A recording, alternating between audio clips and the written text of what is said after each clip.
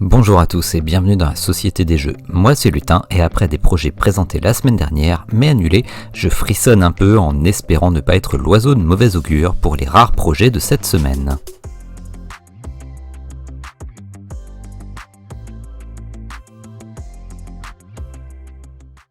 Space Lane Trader, un jeu qui vous met dans la peau d'un routier de l'espace, vous pourrez acheter des biens, les convoyer et les revendre au meilleur prix.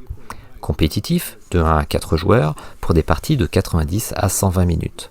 Le mode solo n'est actuellement pas décrit dans le livret de règles, ni le mode mini-campagne. Vous pourrez aussi jouer en équipe, et si vous avez 2 boîtes, jusqu'à 8. Le design ne me déplaît pas dans ce jeu, on continue avec l'espace qui redevient un thème tendance. Mais ce coup-ci, on ne part pas pour découvrir, mais on est dans le capitalisme pur.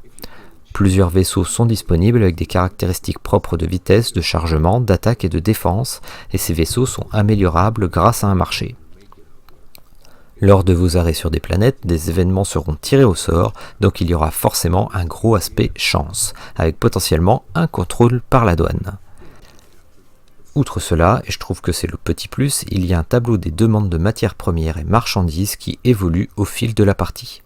À nous de nous adapter pour tirer le meilleur parti de ces ressources tant recherchées et pourquoi pas faire un acte de piraterie pour voler nos adversaires. Hundreds of years after the fall of Gravehold, humanity began to prosper once again. Une nouvelle extension pour ce jeu coopératif de 1 à 4 joueurs et pour des parties de 60 minutes. Ce n'est pas un standalone et avant de faire un rappel sur ce jeu, je signale que le jeu de base requis doit être un des 2 derniers sortis, donc New Age ou Outcast, car des mécaniques de cette nouvelle extension nécessitent des matériels qui ne sont pas disponibles dans la première version du jeu de base. Alors vous et vos amis, vous êtes des mages qui vont se battre contre des Némésis, un jeu de deck building asymétrique contre un grand vilain géré par un deck de cartes. Ce jeu est devenu un classique, donc Matago a localisé la version française des 2 premiers jeux de base, mais pas encore de ceux qui sont nécessaires à cette extension. Donc en effet, pour l'instant, pas de version française. Et vu tous les add-ons qui sont déjà sortis, ce Kickstarter est plutôt destiné aux grands fans. Néanmoins, si la version anglaise ne vous fait pas peur, vous pourrez ajouter les produits existants de votre choix dans votre financement. Une extension à 64$ US avec les petits bonus Kickstarter dont un mage. In Aeon's End, past and future. Dennis, wake up! What is it? Until daylight is back. You mean survive until daylight, right? Yeah, right, survive. Does it mean it's a new game? Well, let's find out. Survive Until Daylight, encore un jeu de zombies me direz-vous, et je ne vais pas vous contredire. Alors ça ne me déplaît pas forcément, et là c'est un peu la refonte d'un premier opus qui s'appelait simplement Until Daylight, pour des parties coopératives de 1 à 6 joueurs et de 30 minutes. Donc non, pas un zombicide avec une tonne de figurines, mais un jeu épuré dans lequel l'équipe de survivants se gère, choisissant les actions, les cibles parmi les assaillants, permettant parfois à certains de fabriquer des objets pour la défense. Cela reste un jeu léger pour une soirée en toute détente, sans sortir tout un gros matos, mais finalement pas si simpliste que ça. Pour ce que j'en ai vu sur Tabletop Simulator, il y a beaucoup moins de hasard que lors du premier jeu. Disponible en français pour 31$ US, si vous ne connaissez pas, le jeu est disponible gratuitement sur Tabletopia pour tester. Hell yeah.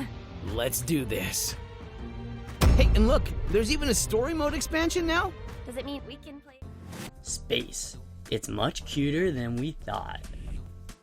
The animals on Earth are not what they seem. Fluffy Frontier. Non, certains des animaux sur Terre ne sont pas ce qu'ils paraissent, mais sont en fait des extraterrestres. Et oui, en 2061, une mission vers la comète de Halley est en fait infiltrée par ces petsonautes pour récupérer des artefacts aliens avant que les humains ne trouvent ces indices.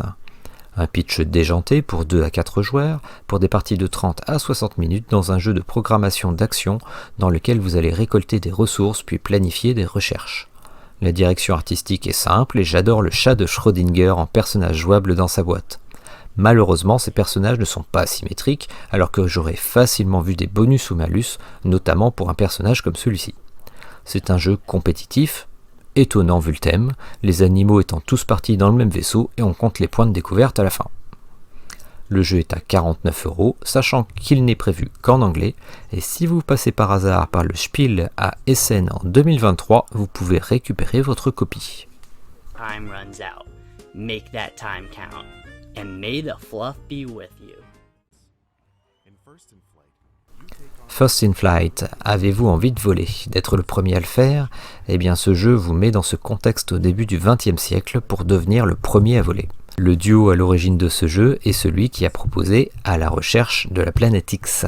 Alors forcément on se penche sur celui-ci qui est à base de deck building pour améliorer votre avion, puis un stop ou encore pour connaître les dégâts de votre engin. Sur le papier c'est simple, pour un jeu de 1 à 4 joueurs et pour des parties de 45 à 75 minutes. Lorsqu'on en voit les mécaniques, cela m'étonne d'ailleurs de voir un temps de partie si long, c'est à tester. Le jeu est actuellement financé avec un jeu de base qui est à un prix raisonnable de 39 $ US, hors taxes et frais de port. Dans le livret actuel, une explication pour le jeu à deux, mais pour l'instant, rien pour le solo. Back this project today to give this game a safe landing on your table.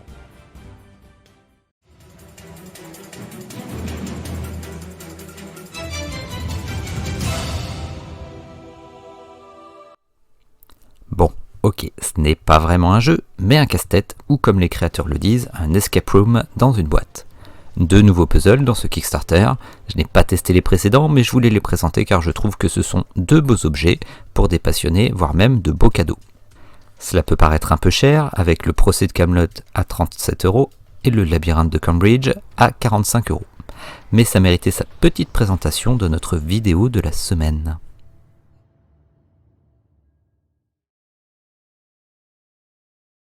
Coffee Traders, alors j'en parle rapidement car c'est une campagne qui est ouvertement affichée comme une précommande pour cette version française proposée par Super Meeple. Ce jeu euro avec beaucoup de matériel est un patchwork de mécanique, ouvrier, négociation, moteur. Je ne le connais pas beaucoup donc je ne vais pas m'étendre, mais notre grand Tom Vassell y a apposé son sceau. Créez des plantations, construisez des ouvriers, ce qui me saute aux yeux c'est le plateau clair avec de nombreuses indications dessus. J'aime ça pour éviter d'ouvrir le livret de règles toutes les 10 minutes. De 2 à 5 joueurs, pour des parties de 30 minutes par joueur, nous savons tous que ce type de jeu reste le plus intéressant à minimum 3 joueurs. Le prix est de 120 €. Pour un jeu euro, ça me fait sursauter, mais en effet, la liste du matériel est assez élevée. Frais de port gratuits pour la France métropolitaine, la Belgique et la Suisse. 15 € pour le Canada. New York, May of 1919. Following several unsolved crimes, the secret society Shalab was born to investigate these mysterious murders.